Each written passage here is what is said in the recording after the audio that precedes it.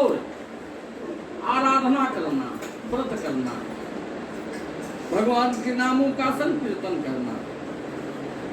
ऐसे विचारमान पुरुष को भगवान के चिंतन की तलवार से उस गांठ को काट डाला जाता है जो उनके मन में पाप रूपी, व्याघ्र रूपी विकार बैठा हुआ है। उसको इस नाम से श्रवण करने से, संकीर्तन करने से कट जाता है। यही मार्ग भगवत प्राप्ति का बता रहे हैं। शौनक ऋषियों पवित्र तीर्थों का सेवन करने के लिए महत सेवा तदंतर श्रवण की इच्छा करते हैं। फिर श्रद्धा तत्पश्चात भगवान के कथा में रुचि लेते हैं।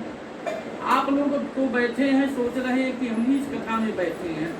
नहीं, इस कथा में पूरे ब्रह्मांड के जो है तीर्थों का, पूरे ब्रह्मांड के नदियों का, 33 कोटि देवताओं का, जितने सन्यासी ऋषि हैं, बालाजी तो पहले आकर के जो है भगवान के इस कथा में पूरक बन करके बैठ जाते हैं कि प्रभु मैं आपके कथन के अनुसार रामावतार से जो है इस मृतलोक में भ्रमण कर रहा हूँ।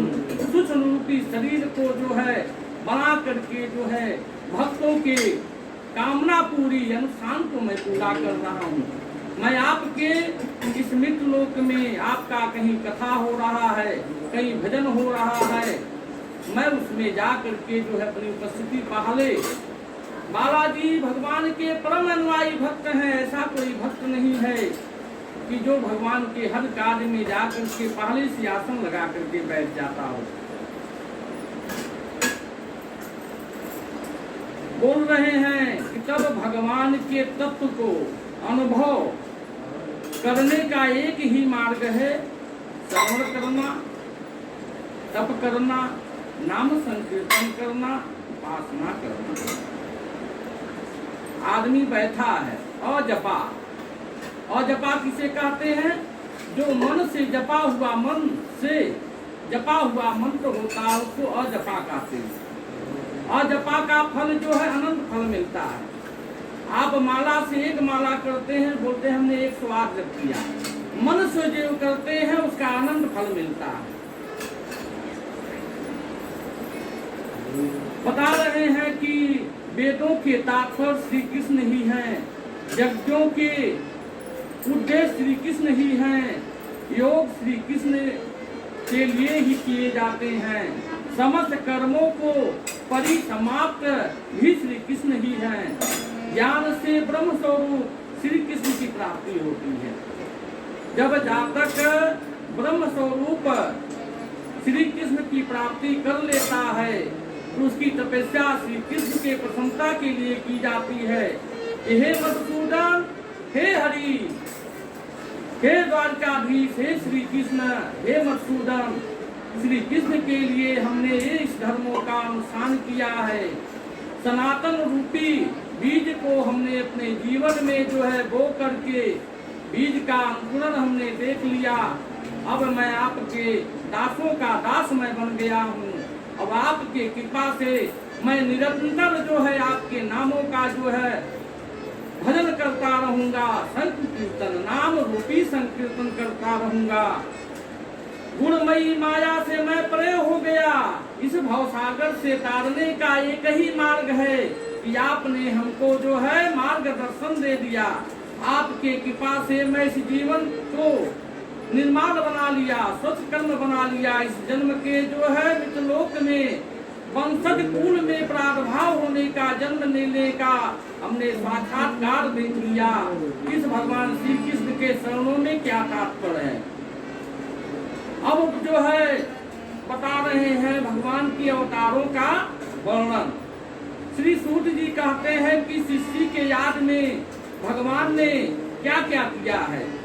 सुतहुवाच जगृहे पौषं रूपं भगवान महादेवी संवृतं मुषोदश कलमादो लोकशिक्षया।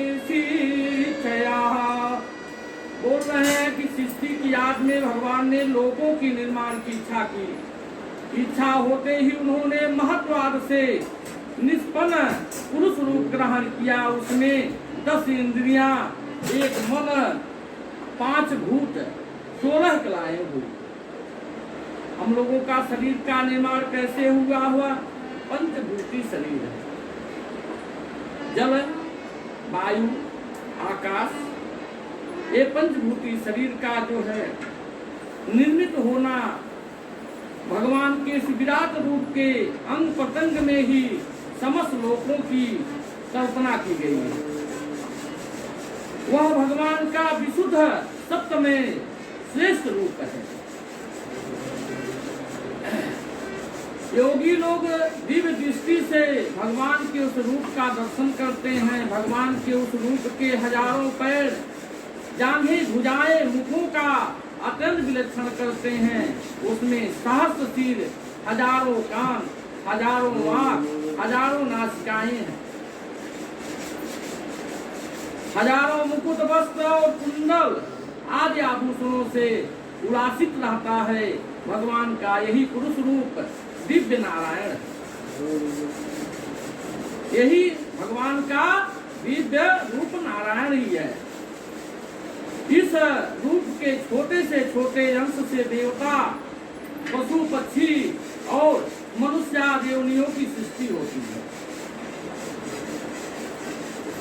उन्हीं प्रभु ने पहले गौरांग सर्ग में सनक सनंदन सनत कुमार